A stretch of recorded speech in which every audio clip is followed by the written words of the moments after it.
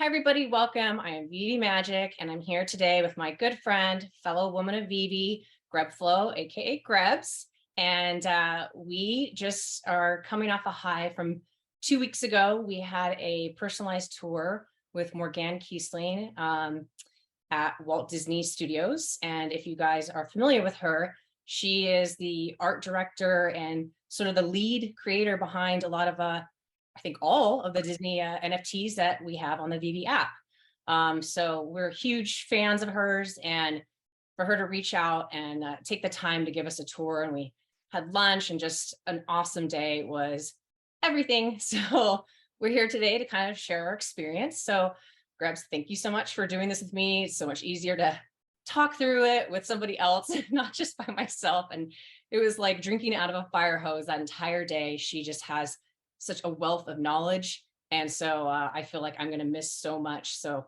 to have somebody else to bounce everything off of is super helpful. So thank you. She wasn't so talented, she really could be a tour guide full time. Right? She knows everything about every building, every person who's walked into the building. It's really quite amazing to be on a tour with her. Yeah. So the day started out, we had to go through security. It's a pretty tight facility. We didn't get to go to across the street is the Roy E. Disney animation building, which if anybody knows that building, it's iconic because it has a massive sculpture of Mickey Sorcerer hat. You can actually see it from the freeway. You can see it from the road that it's just off of. And that's where she said they film all the movies. That's where like Frozen was created and Wreck-It Ralph and so on and so forth. And she said that she doesn't even have access to that building.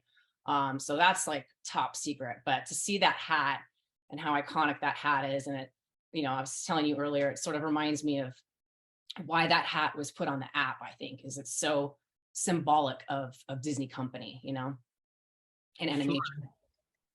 So we got through security and we went to this parking structure, and it was super cute because I forget the name of it, but it had stained glass windows of like the Fab Five, Mickey and Pluto and Donald.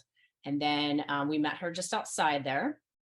And then we kind of had to take a little stroll across the street there. And the first thing she showed us was the stage where 20,000 Leagues Under the Sea was filmed.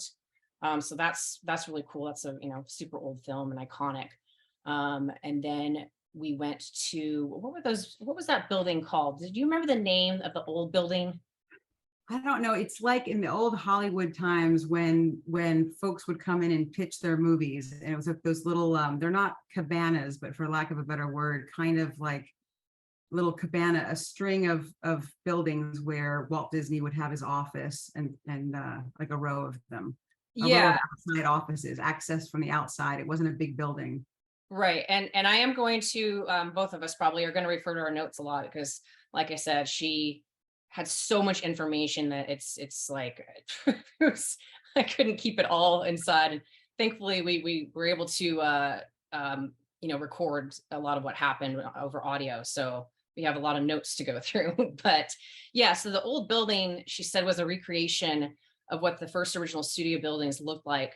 And they serve, this building serves as a special reminder of where it started, how far they've come, and it's the heart of the studios. And now it kind of serves as like the meeting point when people come into the studios for meetings or tours or whatever, they kind of meet up there. But I love that because Disney is so good about their nostalgia and really paying tribute to things and kind of remembering where they came from. And so to have that, all these big stages and more contemporary buildings, but then you have that cute little bungalow, like just this little bungalow in the middle of a grassy area with all the big industrial sound stages around it. It has like that home feeling, and you really do kind of get the sense of like where they came from, and I thought that was really cool.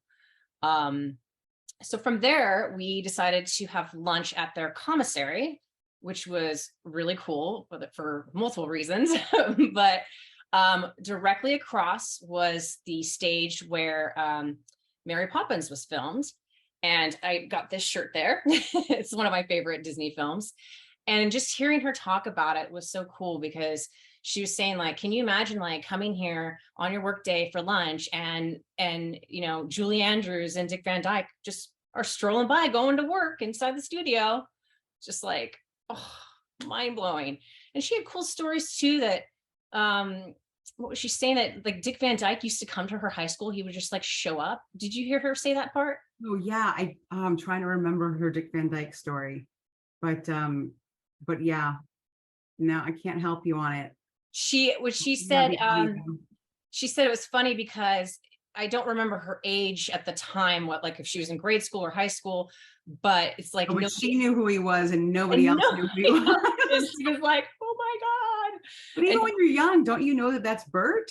And right. But that like that's really cool. So like just have him show up at your school and she, what did she say? She walked by and he was like dancing, just being him. Being Dick Van Dyke, which he still is. He still is that way. Like, absolutely. So and the commissary slash cafeteria was really cool. It had quite a lot of options in terms of food. I was like, wow, this is like not bad at all. Huge salad I bar. was pretty impressed. Yeah, like huge salad bar, like different types of foods. Um, And what do dessert. they always serve? There's one item that they always serve at the commissary. Yes, Walts Chili. So she had fun facts about that. I think I knew this, but it's like something I forgot. But they actually they had a similar dish at Paris when I went to Walt's restaurant. They did have a chili dish, and so yeah, for those who don't know, chili was Walt's favorite food of all time. He had to have, what did she say? He had to have like a can of it just everywhere he went. Like it had to be ready. So yeah, they have it served there. I think she said it's not always there. But I had to try it, right? I had to. So that was really cool. And then my other favorite part was she came up to me and she goes, do you know who Josh Tomorrow is? And I was like, yes. And she was like, well, he's right over there having lunch. And I was like, oh my God. So yeah, he's chairman of Disney Parks, Experiences, and Products, which is also a tab in veve. So yeah, he's a pretty big deal. I've seen him in the parks a couple of times. Very nice guy. I think he was probably still there because of D23 that had just wrapped like the weekend prior. Because I think he's based in Florida now. But yeah, he was just sitting on his computer, eating lunch, and just like, where else am I going to see stuff like this? Like, I just felt like it just felt very surreal and exclusive and unique that like, this Yeah, huge. that's what was cool, right? It's a commissary, everybody. It's a cafeteria. You're like, oh, there's a salad bar. There's some chili you could scoop, right? Okay, so what? But the people that are, who are there are, it's all blended and there's no hierarchy and it doesn't matter who you are. Everyone just kind of blends together. And I thought that was really nice because that can so often be the time that the talent or the this or the that, or that, they have their own segregation, but everyone was together. So that was really lovely. Yeah, I mean, I kept like kind of scanning the room, like I wonder if there's like any other people here that I might know or recognize. I mean, it was really cool that you're right. It was just like everybody was blended together, and some people were by themselves working, and then there other guys had other people were in groups, and it was just a very cool atmosphere. And we had a lovely time, fun conversations, just getting to know each other more. It was totally just a gab session of us girls, and yeah, memories that I'll cherish forever for sure. So then after that, we exited and we walked just a little ways down to this corner. And it's like what she calls the most iconic corner of the whole lot. And part of the reason I love the corner is because you guys point out to me, you're like, do you see the paw prints on the floor there? And I was like, oh yeah. And then she's like, you notice that there's only 3? And it like, took me a second. I'm like, oh my gosh, that's hysterical. It's Plutos Corner. And there's 3 paw prints, but then there's a fire hydrant. So one of his paws is missing for obvious reasons. And I'm like, love Easter eggs. Love it. And there were a lot of Easter eggs throughout the studios. There was, like hidden Mickeys. There was like bike racks, but they were Mickey shaped. And then there was like fencing that had like a Minnie and Mickey together, just like really cute little, things here and there that, make it that more special. Mhm. Um, but would you mind talking a little bit about the ink and paint? Because I feel like you and Morgan like really had great conversation about that whole building and why it's so important for Oh, history. sure, sure. It was a really cool corner. So this Pluto, it's called Pluto's Corner. And at this corner, there's a sign that directs you to all the different buildings. And it's in part of the tour was to take us through the process of what the animation was. So we'll talk about that and where the cells were made and how they were transported to the different buildings and all that.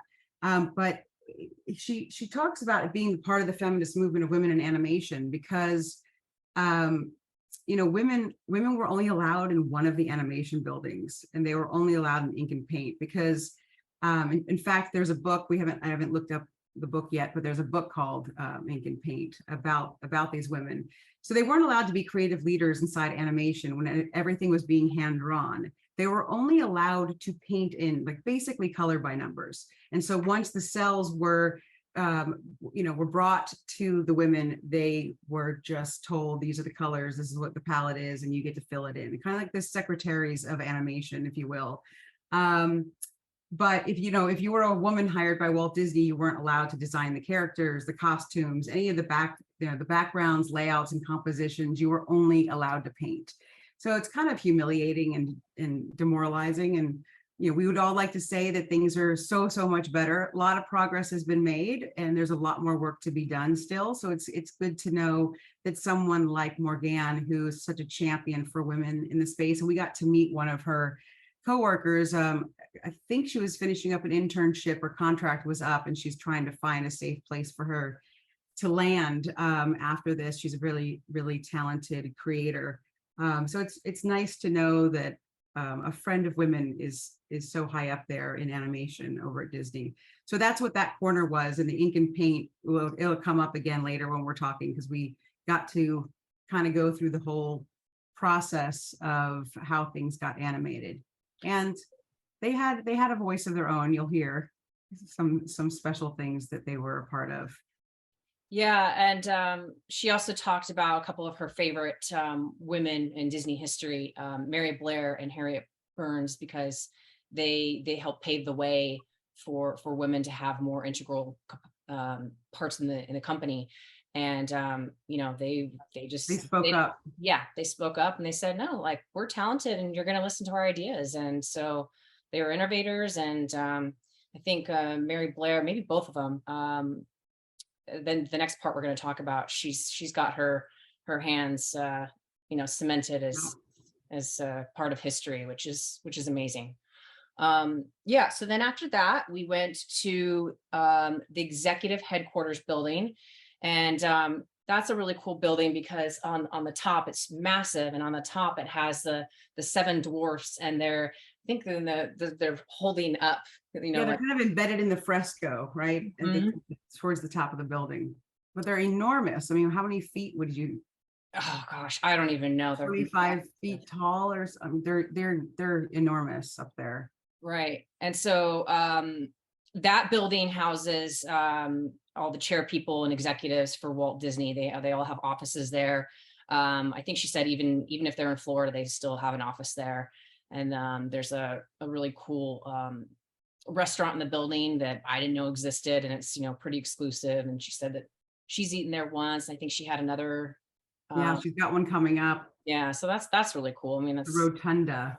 Yes, not a lot of people get to do that. And the building was designed by Michael Graves. And for people that know Florida, he also did the Swan and Dolphin. And it's, when she said that, I was like, oh my gosh, I totally see it, because it was so his style. Like the Swan and Dolphin are these hotels that have these massive statues, and they almost stick out in a way where you're like, okay, but they're just sort of like this iconic look, and so the building really does match that. That was a fun fact for me because like last time I went to Florida, I think I stayed at the Swan, and I just remember thinking, interesting. So yeah, you can totally see the semblance in his work. And yeah, there was like, I don't know who it was, but there was some executive getting ready to get in escorted in a big vehicle while we're there.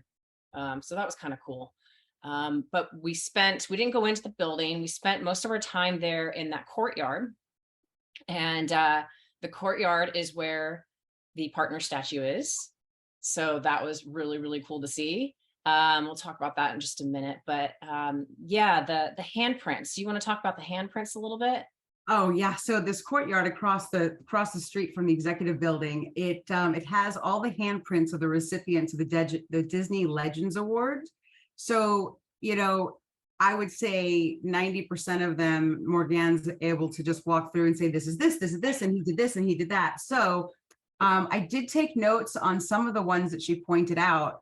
The 9 old man animators and all the voice talent were there, as long as, you know, as well as musicians and various contributors to the musical oeuvre, which she said, I had to write that down. You know, Ube Iwerks was credited for creating Mickey Mouse. Is that how you pronounce his name? Is that correct? Sounds good. With all due respect, I hope that I'm saying it correctly. One of, let's see, Miltcomp, I don't think that that's spelled correctly. One of the most influential of Walt's supervisory team of animators, known as Disney's 9 Old Men. So she rattles off a few of them. You've got Bob Gurr, who began his career with Disney designing the Autopia vehicles, and he helped create the Abraham Lincoln, the animatronic at Disney's attraction at the 1964 World's Fair. And he later gave himself the title of Director of Special Vehicle Development, and he designed the monorail and the dune buggy system. And apparently he's still alive and kicking. Raleigh Crump, he designed a lot for Tomorrowland, the Tower of the Four Winds, the initial concept of the Tiki Room, as well as the Haunted Mansion. And he was known for a very psychedelic 70s approach that you don't really see in finished artwork at Disneyland.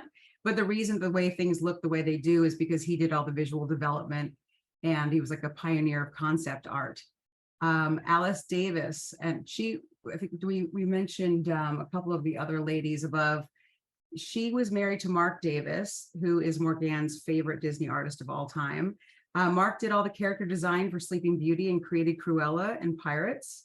And Alice did all the costume design for It's a Small World. So that's one of the couples that we learned about, Disney couples, which I think is just the sweetest. Ward Kimball is the reason Disney has trains. He's a character designer, and he worked on Sleeping Beauty as well. And we went over and saw Julie Andrews, and I put my hands in her hands. I love Mary Poppins. Love it. There's also tribute to Ron Dominguez. The Dominguez family owned the Orange Grove where Disneyland is now located, and they donated the land. Dave Smith. Oh, so Dave Smith was super important to Disney because in the beginning days, nobody kept anything. Nobody thought to keep anything. And you'll hear some horrible things that they did to the cells. But he was the lead archivist. And so I think he didn't start until the 70s, but he's the reason why Disney has the archival registry. The way that they have it set up now is the way that he set it up in the 70s. So he was the one that said, guys, I think we should start keeping track of all this. So they really revere him. So much was lost until the 70s and 80s. Another one of Morgan's favorites is Harper Goff. He designed the Nautilus for 20,000 Leagues Under the Sea, and also one of the grandfathers of the concept art, as we like to think about it. And he also played the banjo, and he created a lot of Adventureland.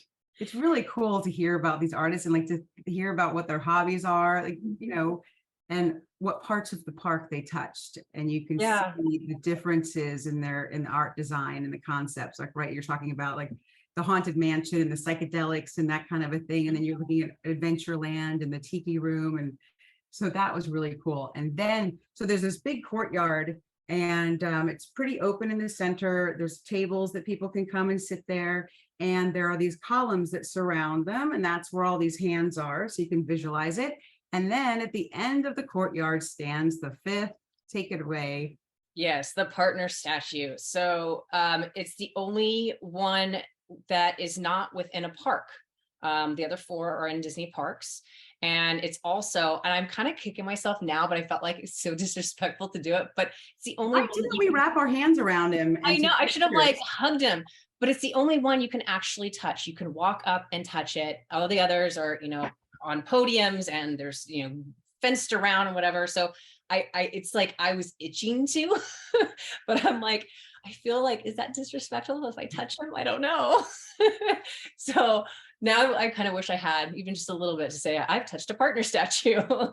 But yeah, so a fun fact that I didn't know, and I just saw this on a post. Somebody did I like to see a lot of trivia stuff. I followed Disney trivia posts, and it was one about Mr. Banks, and Tom Hanks is got the tie on with that emblem, and I never would have noticed that before. But so this tie, there's a pin on Walt Disney's tie, and it's STR, which stands for Smoke Tree Ranch, and that's the name of his ranch in Palm Springs.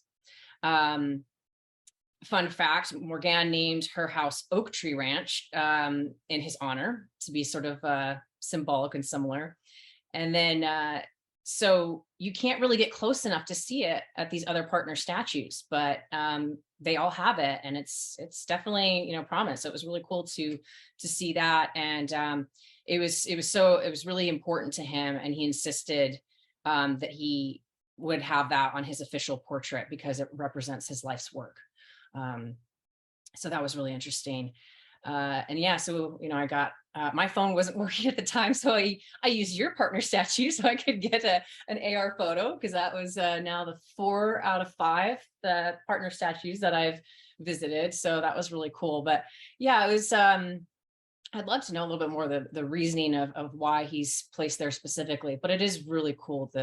He's the way he's facing, he's looking at that executive headquarters building, which I think is pretty cool. And Walt Disney himself had an office in that building. I guess he probably still does. Didn't she say that the office is still, like, I don't know if they've kept it sort of That would be cool. untouched. It would be cool if it was a little time.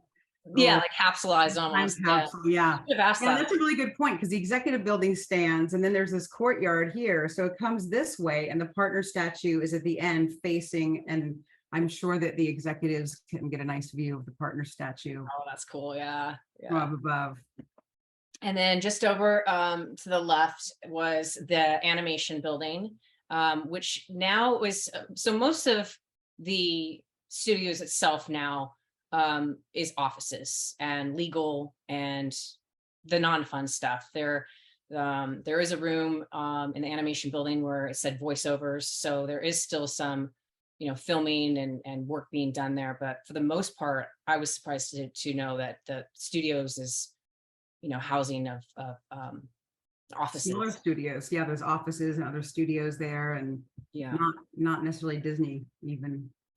So, but this animation building was, back in its heyday, was the first step in the process of making the animation. And we entered it backwards, but the building was so cool because it just had all these, all this memorabilia and different phases of animation, and just, it was wall to wall of, like, your favorite films and all the different layers, and it was just very, very cool to see. It was almost, you feel like you're in a museum. So yeah, you want to talk about that a little bit? Oh, sure. It was such a cool building, like you said, all this memorabilia on the walls, and it's like partly finished cells or a finished cell next to pieces of paper that are put on pegs on the wall that you can flip, and you can see they're all dog-eared because people have been just flipping them for years and years. And it shows the process.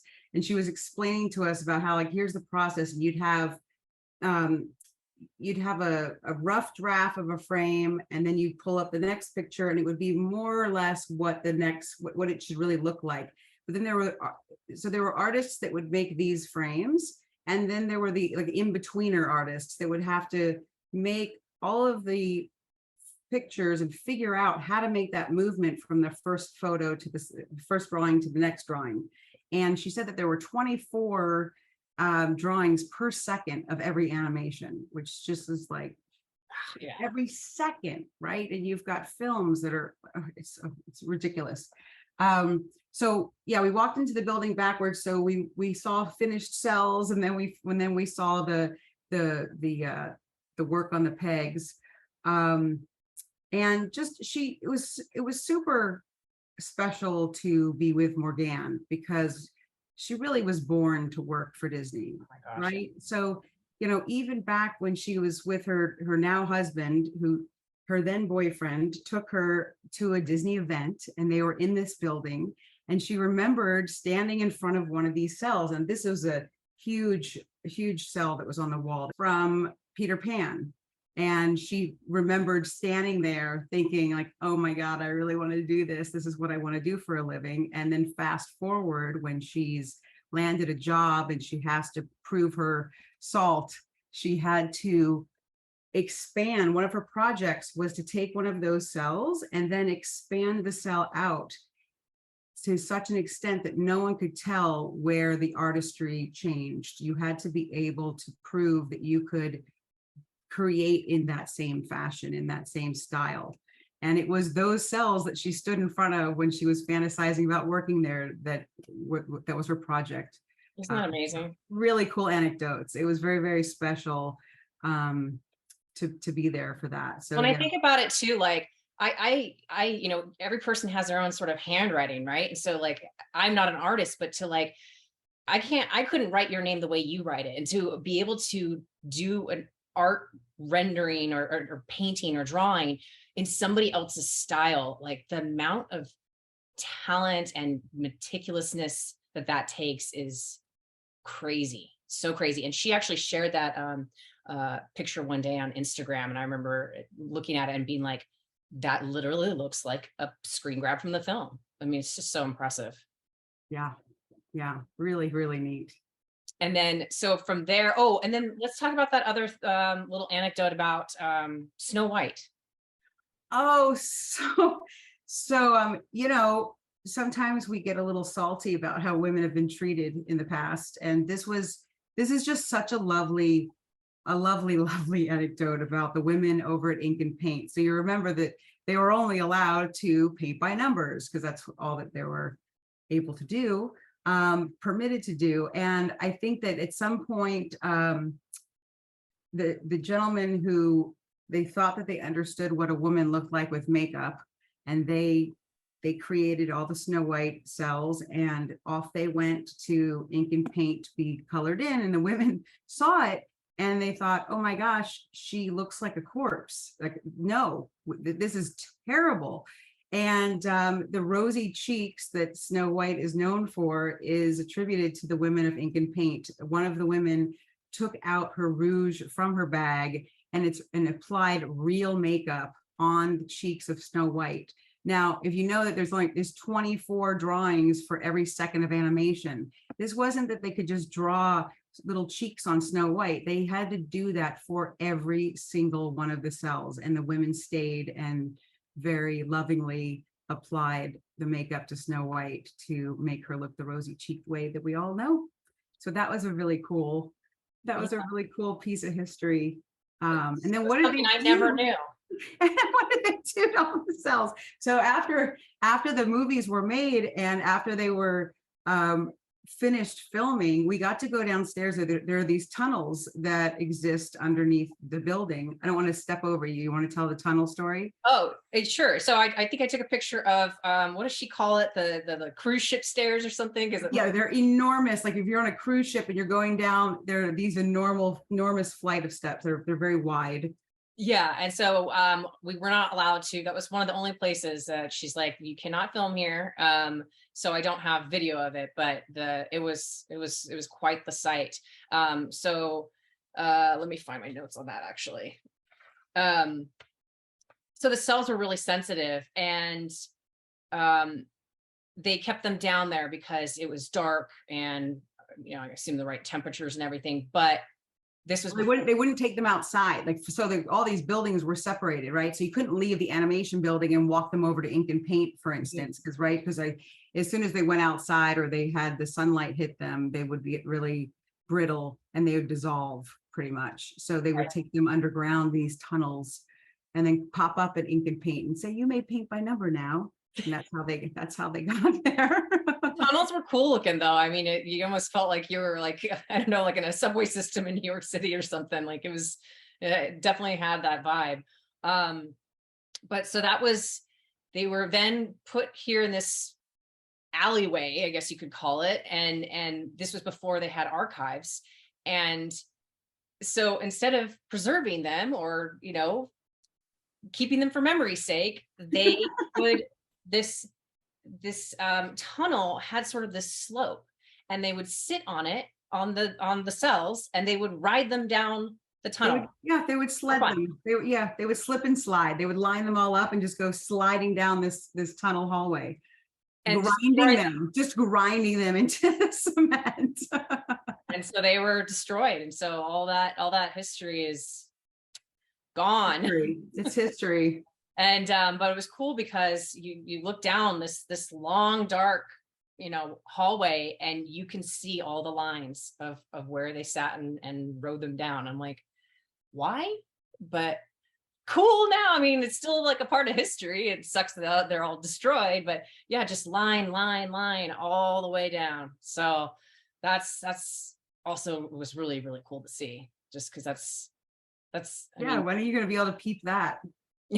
Like, yeah, when am I ever going to be able to see something like that? And just such a kind of pivotal key thing in Disney history, because because of that, like, there's so much missing, and it's just kind of crazy when you think about it, that's something so kind of stupid.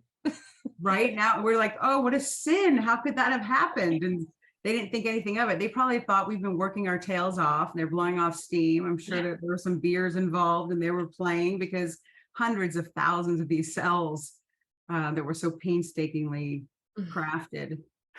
Yeah. Well, the film is done, it's in the can, and now we can just slide down. Celebrate.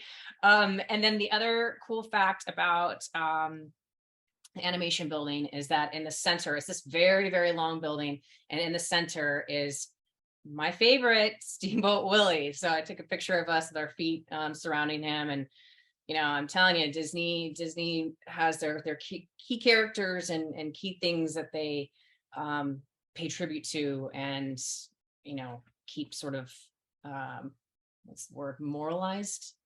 And very revered. So that was really cool. I was really excited when I saw it. I'm like, oh my gosh, there's Steamboat. Because it's just, I don't, there's so much of that place that I didn't know anything about, and the buildings and just all the artwork on the walls was just, I could have just stayed in there. I'm not much of a museum goer, but that I could have stayed in there for like hours and just stared at all of it, because where else do you get to see that kind of stuff? Things in rough draft format, and you can actually touch the papers. That one that we looked at was Beast from Beauty and the Beast. Yeah. So that was really, really cool. And then from there, she took us to what was the name of it? That camera building where it has the multi-plane camera. Do you remember the name? Well, I have my notes to say from the ink and paint building, it would be passed over to the camera building. She called it the camera building, which contained the multi-plane camera. So that was an invention by Disney to have vertical stacking. And this thing is enormous. I mean, what we saw, there's 3 or 4 that exist left in the world. And there's one of these 3 left in the world. So this is something that an animator would need to climb on a ladder. They would put in a cell on a I would think of it like a slide going into a microscope. So it was like, but huge, right? And they would slide that in, and then they'd step up and they'd slide the next one in until you're really quite going high up. I mean, a couple stories up. And that was so that they could film vertically down and create different planes of depth in the filming.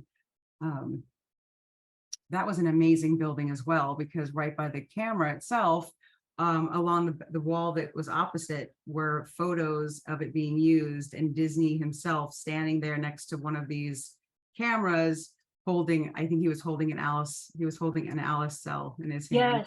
Yes. It was really cool. And seeing that the camera was so large that in some of these photos, you'd see people's desks down here, but then halfway up, you go upstairs, and then someone's desk was up here, halfway up the camera. So it's an enormous piece of machinery. And so imagine every second of animation, climbing up, putting these 4, 5, 6, however many they were stacking, and then taking them all out and getting the next second to, to go in. Labor intensive, labor of love for sure. Yeah, and the actual cells that were in there corresponded to Pinocchio, the opening scene of Pinocchio. And just to hear her, how she spoke about it, and just the amount of work that went into like the opening scene of Pinocchio, it's like I had never even paid attention to it. And I know, I have to go back and watch, because she was saying just from flat photos, the way that they made it made it look like it was moving, but it wasn't. Right. So I really want to, I really want to go.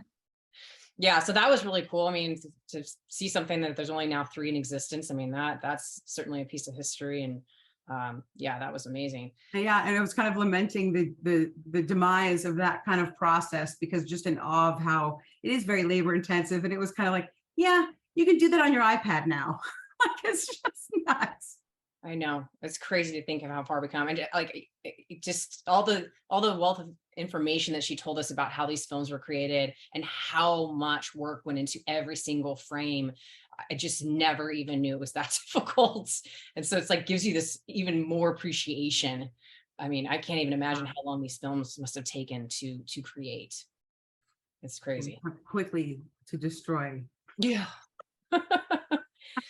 So that was kind of like the wrap up. And then we took a walk back. Oh, she showed us these buildings. You have to refresh my memory a little bit, where they had this crank and pulley system. And that's where, what were they?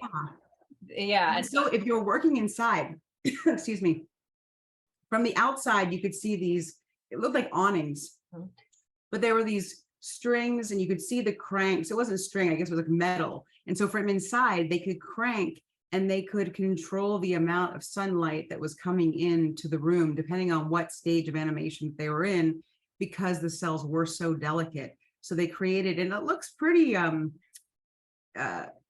there's me trying to find a word, but it's like, it's pretty rudimentary, this crank and pulley system, right? You're really, think about rolling up your windows before you had automatic windows. This would be all automated nowadays. You'd have a switch that would open and close these levers. But yeah, this was old school. You'd have to crank to control which lighting you would let in. So that was neat.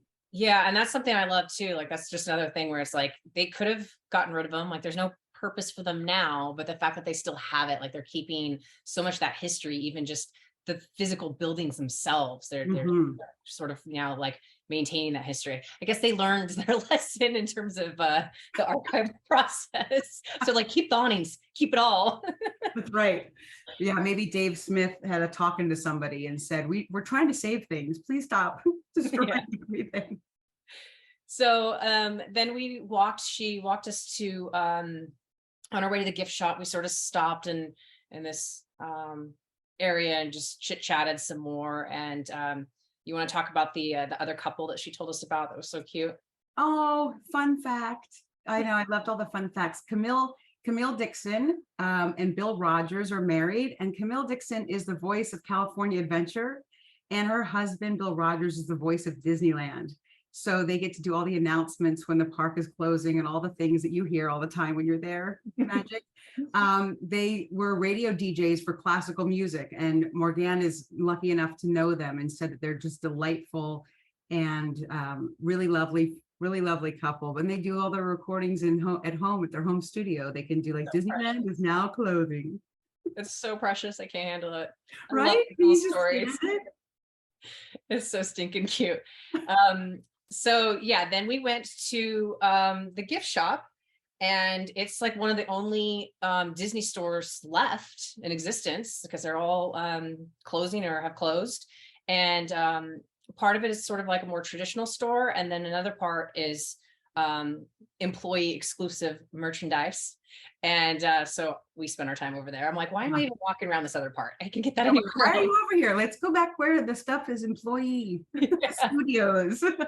And she had a meeting to get to. And so we had to say our goodbyes because I was like on overwhelm. I mean, how long were we in that store? Probably close to it. It was great that she had to go because we had to touch everything in the store. Yeah, it was ridiculous. But yeah, so that's where we parted ways. But it was she's incredible.